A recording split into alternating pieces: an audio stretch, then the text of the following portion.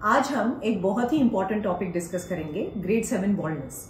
हमारी रोजमर्रा के ओपीडी में हम काफी पेशेंट्स देखते हैं और उनके कुछ कॉमन प्रश्न होते हैं, जैसे कि क्या ग्रेड 7 बॉल्डनेस में हेयर ट्रांसप्लांट पॉसिबल है, ट्रांसप्लांट करने के बाद वो जो हेयर है वो लाइफ लॉन्ग रहते हैं, और क्या मुझे मेडिकेशंस लाइफ लॉन्ग लेनी पड़ेंगी आफ्टर ट्रांसप्लांट, और कितने सेशंस मुझे लग सकते हैं हेयर ट्रांसप्लांट के लिए, और क्या कॉस्ट रहेगी। तो आज इन सारे सवालों के जवाब आज हम इस वीडियो में देंगे। मैं doctor Sonal Chauhan, MD dermatologist, Pune, along with new roots. इन सारे प्रश्नों के उत्तर आज हम इस वीडियो में कवर करेंगे। तो हम ग्रेड 7 बॉल्डनेस के जो पेशेंट्स हैं उनको हेयर ट्रांसप्लांट के लिए कैसे चुनते हैं, कौन सा पेशेंट कर सकता है, कौन सा नहीं कर सकता है, इन सवालों के जवाब आज हम जानेंगे। तो जैसे कि ग्रेड 7 बॉल्डनेस में जो हेयर डेंसिटी होती है डोनर एरिया की, वो काफी कम होती है। क्वालिटी ऑफ ग्राफ्ट्स वहां के काफी वीक होते हैं, और 2000 से ज्यादा ग्राफ्ट्स हम अगर वहां से हार्वेस्ट नहीं कर पाते तो वो जो पेशेंट है हेयर ट्रांसप्लांट के लिए एलिजिबल नहीं होता। अब अगर किसी का डोनर एरिया काफी अच्छा है, जिसमें हम 3 से 4000 ग्राफ्ट हार्वेस्ट कर सकते हैं, और उनके बियर्ड एरिया से भी हम 1.5 से 2000 ग्राफ्ट हार्वेस्ट कर सकते हैं, तो ऐसा पेशेंट हेयर ट्रांसप्लांट के लिए एलिजिबल होता है। हम डर्मेटोस्कोप से भी देखते हैं, डोनर एरिया की जांच करते हैं कि अगर हेयर फॉलिकल सिंगल है तो वो हेयर ट्रांसप्लांट के लिए एलिजिबल नहीं होता। वहीं अगर 2 हेयर फॉलिकल्स दिखते हैं हमें डर्मेटोस्कोप में डोनर एरिया में, तो उस पेशेंट को हम हेयर ट्रांसप्लांट के लिए एलिजिबल मानते हैं। एक जो कॉमन सवाल पेशेंट्स का होता है कि मैम क्या मुझे हेयर ट्रांसप्लांट के बाद मेरा पूरा जो बॉल्डनेस एरिया है वो पूरा कवर होगा या नहीं।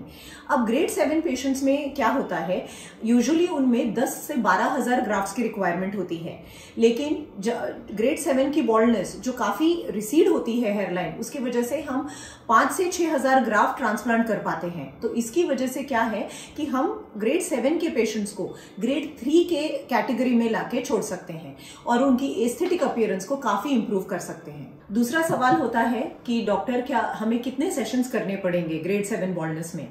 अगर आपका डोनर एरिया से हम 3000 ग्राफ्ट्स निकाल पाए एक सेशन में, और बाकी 1000 से 1500 ग्राफ्ट हम बियर्ड एरिया से निकाल पाए, तो हम आपका सेशन उस एक सेशन में हम कम से कम आपके 3 से 4000 ग्राफ्ट आपको दे पाएंगे।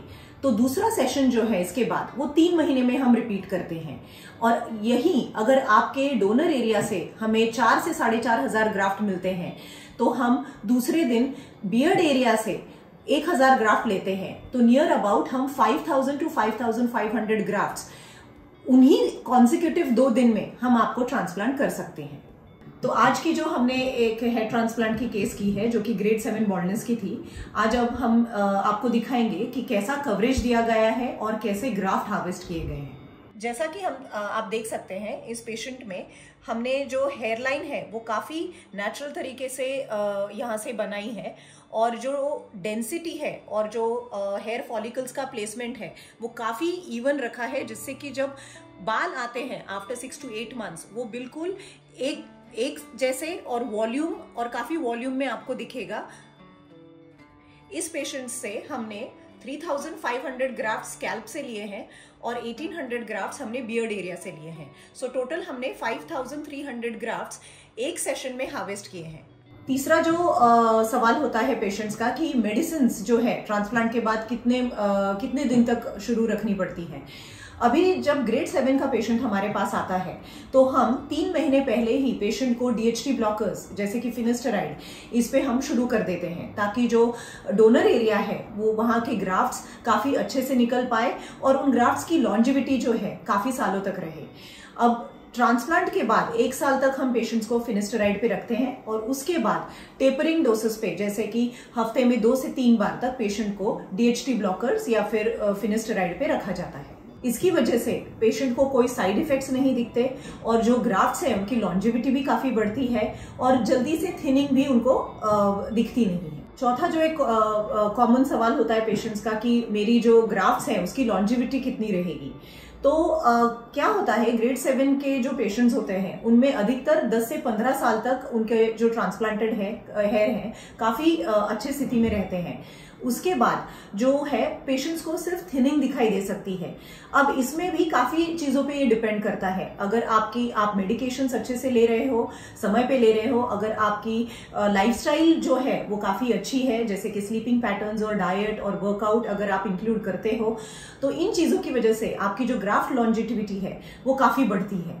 उसके बाद अगर पेशेंट्स को कुछ दिखाई देता है वो तो सिर्फ थिनिंग दिखाई देती है, पूरी तरीके से बाल आपके नहीं जाते।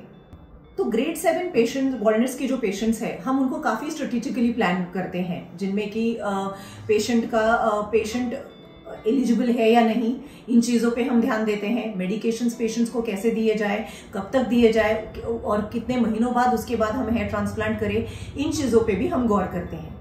अब हमारा जो इंटेंशन होता है या what we strive for here at our centre is that कि हमारे पेशेंट्स को 3 चीजें काफी अच्छे से हम दे पाए। जो पहले है नेचुरल हेयर लाइन, सेकेंड जो है वॉल्यूम या डेंसिटी, और थर्ड है लॉन्जिविटी ऑफ द ग्राफ्ट्स। काफी लंबे समय तक हमारे जो ट्रांसप्लांटेड ग्राफ्ट्स हैं उनकी लॉन्जिविटी रहती है।